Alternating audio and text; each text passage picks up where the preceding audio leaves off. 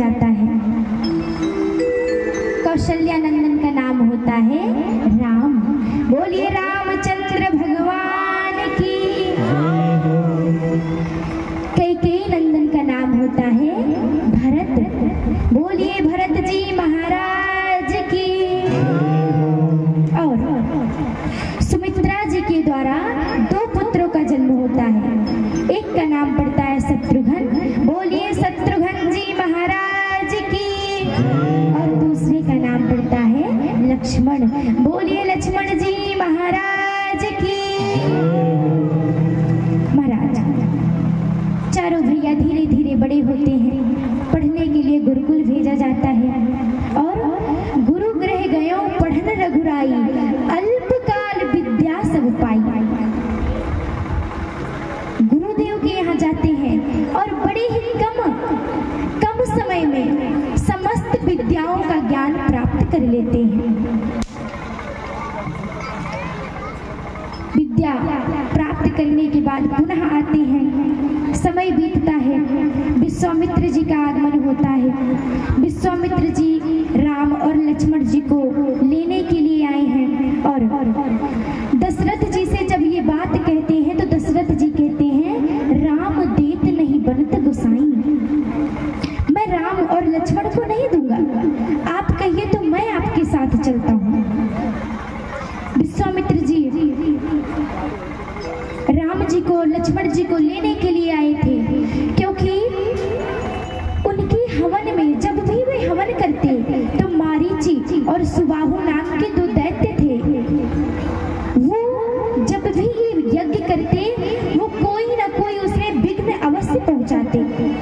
इसलिए राम जी को लक्ष्मण जी को लेने के लिए आए, देने से मना करते हैं। तब गुरुदेव वशिष्ठ जी बहुविधि समझाते हैं, बहुत प्रकार से समझाते हैं। तब दशरथ जी महाराज राम और लक्ष्मण जी को विश्वामित्र जी को सौंप देते हैं। विश्वामित्र जी लेकर के जाते हैं। रास्ते में ताड़का का भगवान ने उद्धार किया, अहिल्या का उद्धार किया। जाते हैं विश्वामित्र जी की यज्ञ की रक्षा करते हैं। और एक दिन जनकपुर से निमंत्रण आता है। विश्वामित्र जी के पास जनकपुर से निमंत्रण आता है कि जनक जी की पुत्री का स्वयंवर है, उसमें आप भी आइए। अब विश्वामित्र जी स्वयंवर में जाते हैं, पर अकेले नहीं, राम और लक्ष्मण जी को साथ में लेकर जाते हैं। जब वहां पर पहुंचते हैं तो महाराज जो सभा थी वहां पे अनेकों राजा आए हुए थे। धनुष भंग की लीला रखी गई थी। जो भी धनुष को उठा देता उसी के साथ मैया जानकी जी का विवाह हो जाता। अब जितने भी राजा थे बारी बारी से सब लोग धनुष को उठाते हैं, कोई नहीं उठा पाता। फिर क्या करते हैं, जितने भी राजा थे एक साथ मिलकर के सब धनुष को उठाते हैं। अब उठा तो रहे हैं एक साथ सब लोग मिलके, पर विवाह किसके साथ होगा? सबके साथ तो हो नहीं सकता। तो कहते हैं पहले उठाओ, उसके बाद हम लोग युद्ध करेंगे। जो युद्ध में जीत जाएगा उसी के साथ विवाह हो जाएगा। सभी लोग एक साथ मिलके उठाने का प्रयास करते हैं। धनुष हिलता भी नहीं है। उसी समय विश्वामित्र जी राम जी को आज्ञा देते हैं कि जाओ तुम धनुष को उठाओ, जनक जी के दुख को दूर करो। महाराज विश्वामित्र जी के चरणों में राम जी वंदन करते हैं और जाते हैं। धनुष को एक हाथ से उठाते हैं और उठा करके तोड़ देते हैं। महाराज इस प्रकार से धनुष भंग की लीला होती है। मैया जानकी जी के साथ साथ में श्री राम जी का मंगलमय विवाह होता है और चारों भैया का विवाह जनकपुर में होता है। जब यहाँ पे धनुष भंग की लीला हुई तो यहाँ से निमंत्रण गया अयोध्यापुर में। अयोध्यापुरी से बाराती जाते हैं और जब बाराती जाते हैं तो चारों भैयाओं का विवाह जनकपुर में होता है। अब विवाह करके सभी लोग अयोध्यापुरी वापस आते हैं। जितने भी नगर के वासी गए थे सब लोग, राम लक्ष्मण भरत शत्रुघ्न और उनके साथ उनकी पत्नियों को भी सब लोग लेकर के आते हैं। और महाराज जिस दिन से मैया जानकी जी अयोध्या में आई हैं उस दिन से मंगल ही मंगल होने लगा।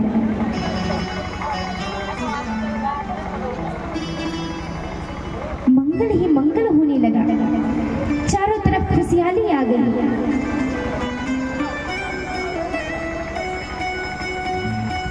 संपूर्ण अयोध्यापुरी बड़ी प्रसन्न है।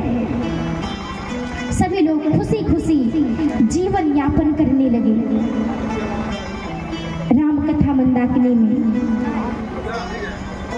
इतना ही वाक्य पुष्पांजलि समर्पित करते हुए हम लोग पुनः चंद्रवंश की ओर चलेंगे, श्री ठाकुर जी के जन्मोत्सव की ओर, क्योंकि समय बहुत ही कम है। तो महाराज हम लोग चंद्रवंश की ओर अब चलते हैं। चंद्रवंश में महाराज वसुदेव जी हुए। वसुदेव जी की 8 संतानें।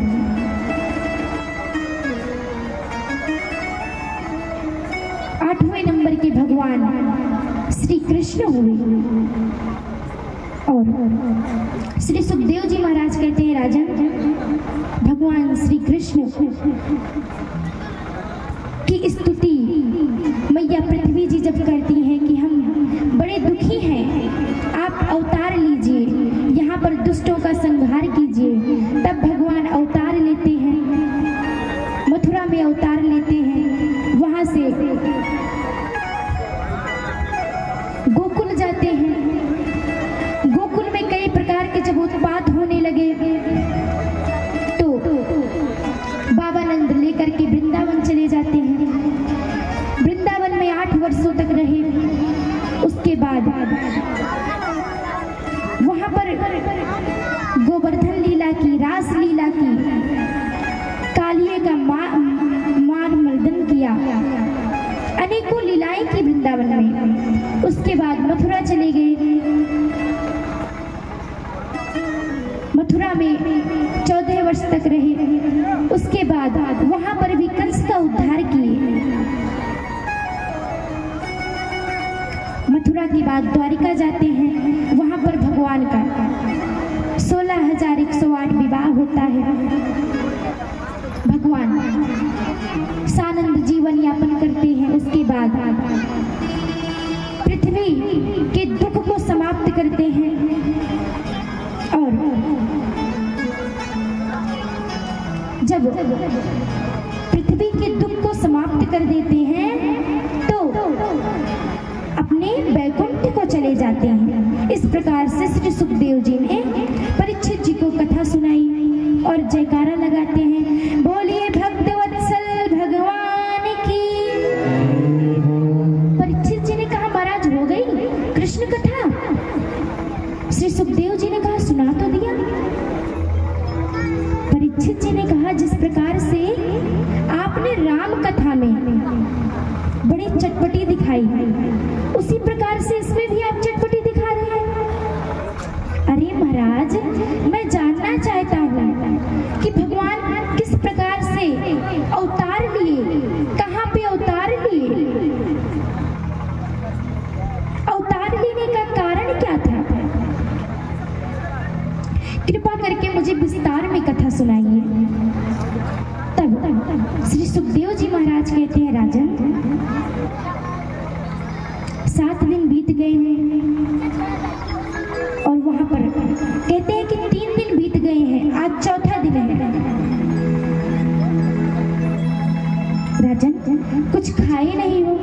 कुछ खा लो अथवा जल का ही पान कर लो। परीक्षित जी कहते हैं महाराज मुझे भूख प्यास नहीं लग रही। इसी भूख प्यास के कारण मुझसे एक संत महात्मा का अपराध हुआ था, तभी मुझे 7 दिन में मरने का श्राप लगा। न साथी दुख सहा छुड़माम त्यक्तो दमपि न बाधते। तब से मुझे भूख प्यास नहीं लगती। आप तो मुझे भगवान की अमृतमयी कथा सुनाइए। ये जो अमृतमयी कथा है इसको श्रवण करने के बाद भूख प्यास नहीं लगती। तब सुखदेव जी महाराज प्रसन्न हो जाते हैं। 90 अध्यायों में श्री कृष्ण कथा को सुनाना प्रारंभ करते हैं।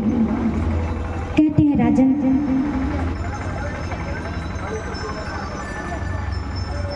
महाराज मथुरा के राजा कंस हुए। कंस की चचेरी बहन देवकी, जिनका विवाह उग्रसेन ने वसुदेव जी के साथ करा दिया।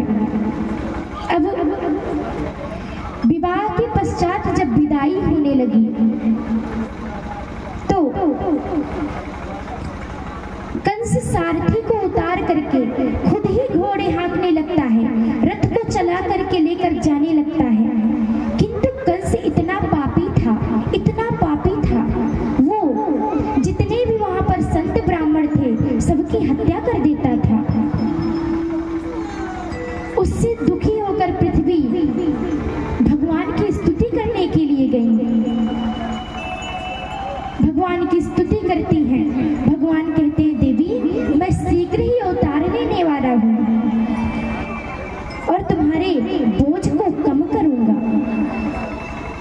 तो आज जब विवाह हो जाता है वसुदेव देवकी जी का, तो कंस लेकर के जाने लगता है उन्हें उनके घर पर छोड़ने के लिए। तो देवताओं को लगता है कि ये कंस ऐसे ही धर्मात्मा बनेगा तो भगवान अवतार नहीं लेने वाले। देवता आकाशवाणी कर देते हैं अस्यास्त्वामष्टमो गर्भो हन्तायाम बहसे बुधा। अरे मूर्ख कंस, तो जिस अपनी बहन देवकी को इतने प्रेम से रथ में बैठा करके ले जा रहा है ना, इसी का 8वां लाल तेरा बनेगा काल। सुनते ही कंस की आंख हो गई लाल, तलवार को निकाल लेता है, देवकी जी के केस को पकड़ करके जमीन पर लाकर पटकता है। वसुदेव जी उतर करके रथ से उतर करके आते हैं। महाराज कंस जैसे ही अपनी तलवार से देवकी जी का गला काटने जा ही रहा था, वसुदेव जी कहते हैं महाराज रुक जाइए, ये आपकी बहन है, ये एक स्त्री है। अगर आप स्त्री के ऊपर हाथ उठाएंगे तो आपकी कीर्ति कलंकित हो जाएगी। स्त्री के ऊपर हाथ नहीं उठाना चाहिए और आप तो मारने जा रहे हैं। अरे आप जिस देवकी का वध करने जा रहे हैं अभी उसके हाथों की मेहंदी भी नहीं छूटी, अभी तो उसका विवाह हुआ है। कंस कहता है तुमने सुना नहीं आकाशवाणी ने क्या कहा? इसका 8वां पुत्र मुझे मारेगा तो मैं इसे छोड़ दूं? नहीं छोड़ूंगा, इसे मार दूंगा। जब नहीं रहेगा बांस तो कहां से बजेगी बांसुरी? वसुदेव जी कहते हैं कि आप मुझे बताइए कि आप का जो काल है वो देवकी नंदन है या देवकी? कंस ने कहा ये बेचारी देवकी मुझे क्या मारेगी, मेरी बहन भोली भाली, किंतु इसका लाल अवश्य मारेगा। आकाशवाणी झूठ नहीं बोल सकती। वसुदेव जी कहते हैं कि जब इसका लाल मारेगा तो आप इसे क्यों मार रहे हो? मैं आपको वचन देता हूँ कि देवकी के 8वीं संतान क्या जितनी भी संतानें होंगी मैं लाकर आपको दे दूंगा। कंस कहता है विश्वास कैसे करूं? महाराज वसुदेव जी कहते हैं कि ये तो पता चल जाएगा जब पहली संतान होगी तभी।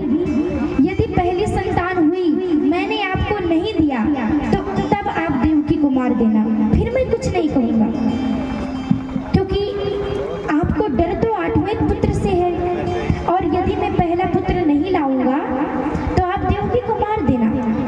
कंस कहता है ठीक है। अब वसुदेव और देवकी जी को कारागार में बंद कर देते हैं, महाराज उग्रसेन को भी कारागार में बंद कर देते हैं।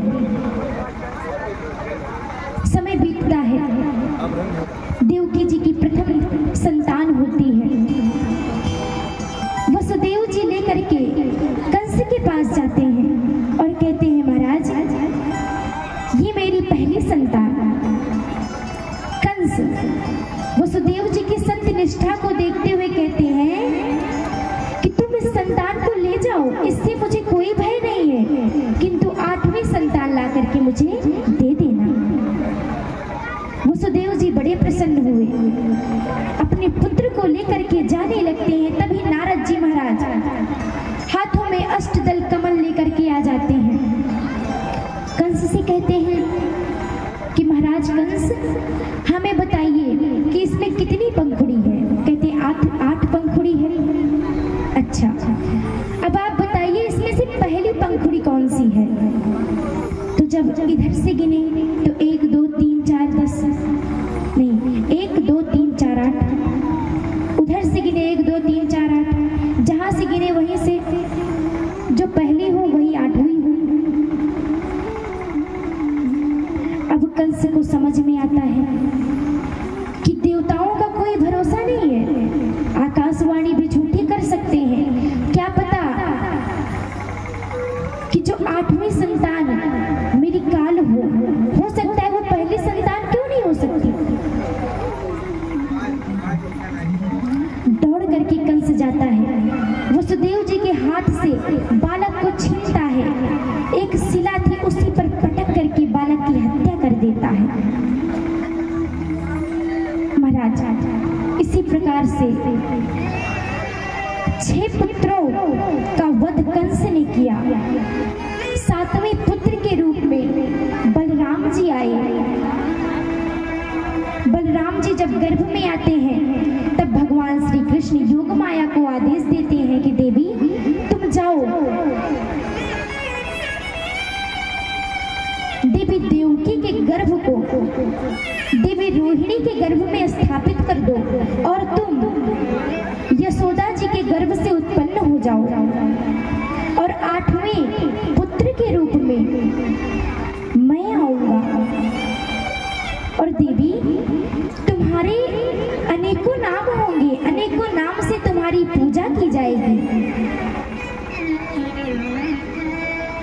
दुर्गा, चामुंडा इत्यादि नामों से तुम्हारी पूजा की जाएगी। जिस प्रकार से भगवान आदेश देते हैं ठीक योग माया वैसे ही करती हैं। देवकी जी के गर्भ को ले जा करके रोहिणी जी के गर्भ में स्थापित कर देती हैं और यशोदा जी की पुत्री के रूप में खुद उत्पन्न हो जाती हैं। अब 8वें पुत्र के रूप में भगवान श्री कृष्ण आते हैं और महाराज माता देवकी और वसुदेव जी के सन्मुख प्रकट होते हैं। चतुर्भुजम, 4 भुज हैं, मोर मुकुट धारण किए हैं और कहते हैं माता जी जब मैं बालक के रूप में आऊंगा तब आप मुझे पिताजी को दे दीजिएगा।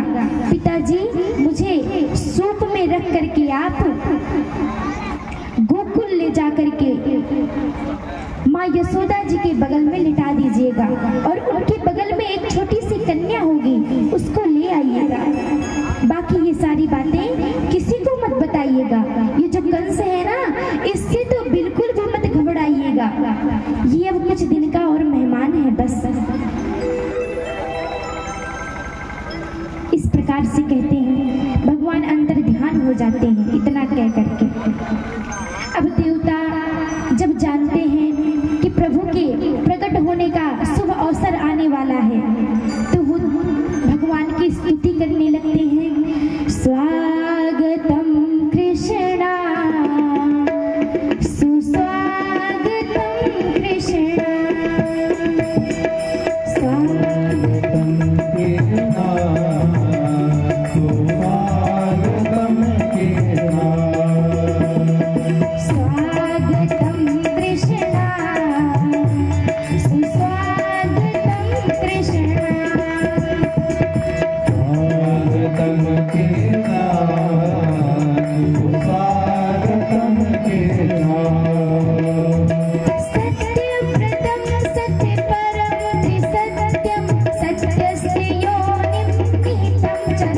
नमस्ते स्वागतम कृष्णा सुस्वागतम कृष्णा स्वागतम कृष्णा सुस्वागतम कृष्णा स्वागतम कृष्णा सुस्वागतम कृष्णा स्वागतम कृष्णा सुस्वागतम कृष्णा स्वागतम कृष्णा सुस्वागतम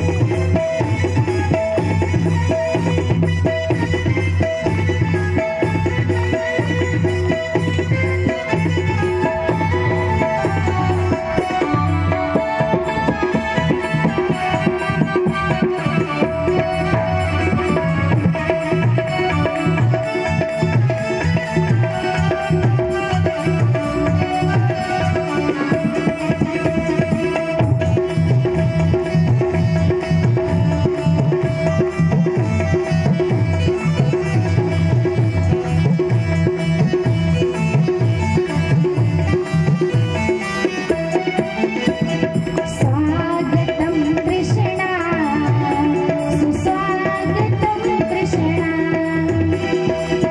स्वागतम कृष्णा सुस्वागतम कृष्णा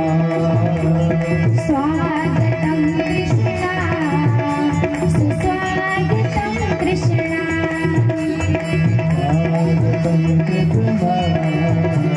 सुस्वागतम कृष्णा सत्यस्य सत्यमृत सत्यनेत्रं सत्यात्मकं त्वां शरणं प्रपन्ना स्वागतं कृष्णा सुस्वागतं कृष्णा स्वागतम कृष्णा सुस्वागतम कृष्णा स्वागतं कृष्णा सुस्वागतं कृष्णा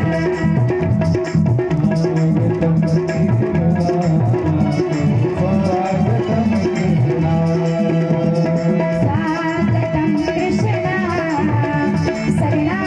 स्वागतं कृष्णा शरणागतं कृष्णा स्वागतम कृष्णा सुस्वागतं कृष्णा सुस्वागतम कृष्णा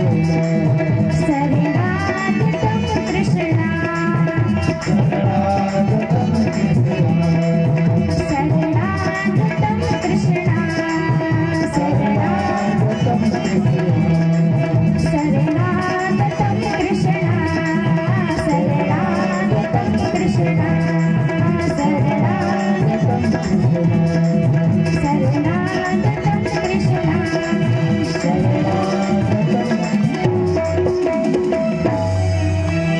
बोलिए कृष्ण कन्हैया लाल की।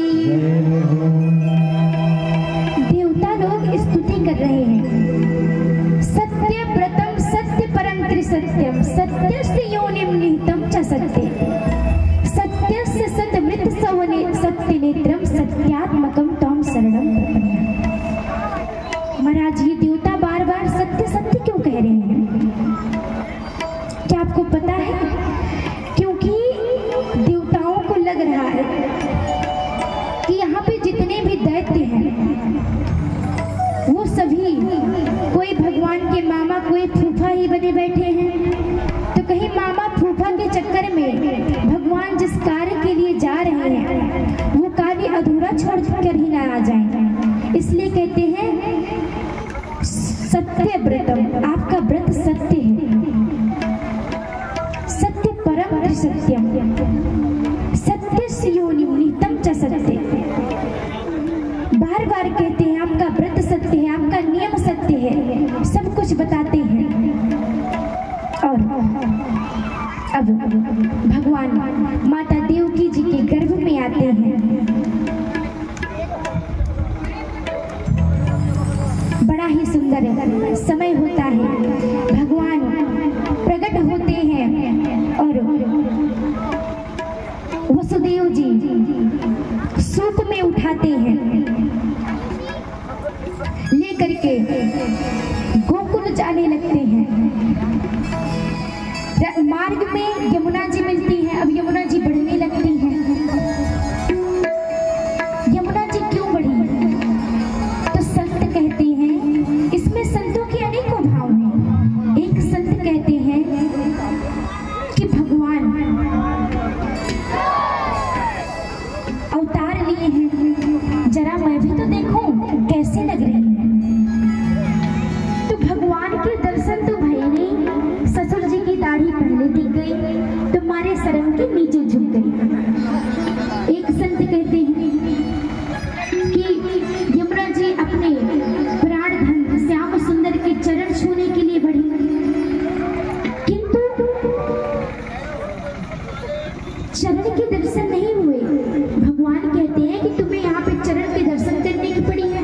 हमारे पिताजी डूबे जा रहे हैं और तुम्हें चरण के दर्शन करने की पड़ी है।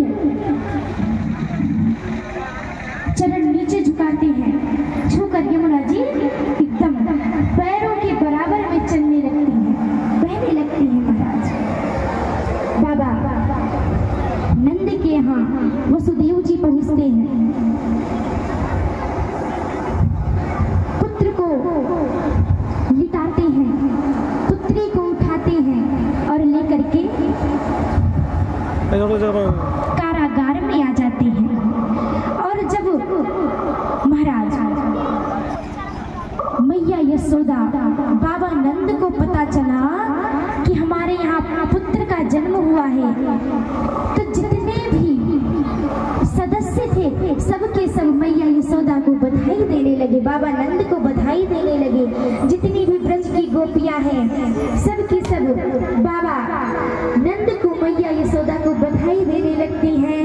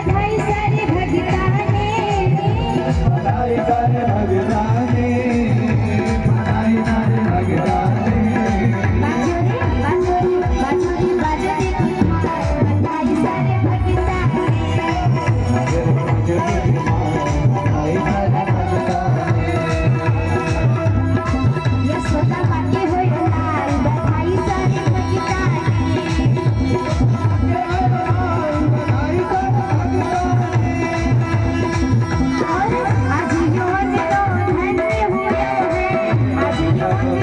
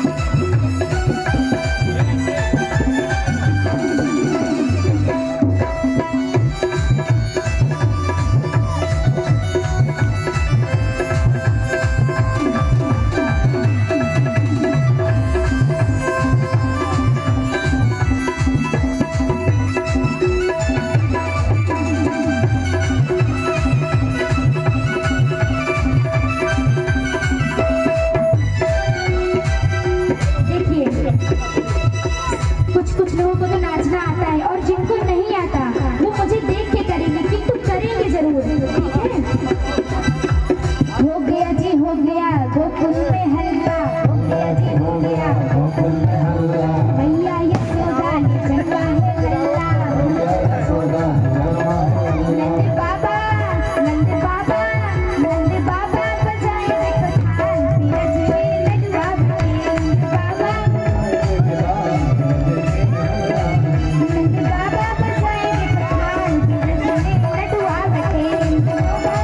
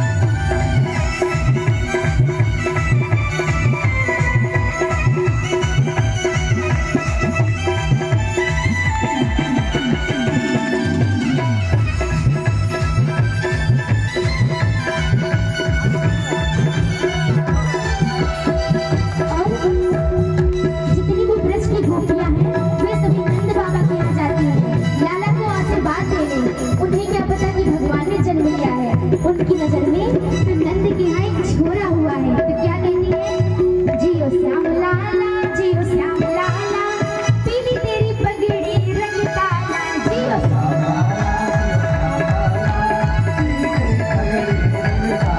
जियो श्याम लाला जियो श्याम लाला, पीली तेरी पगड़ी रंग काला, जियो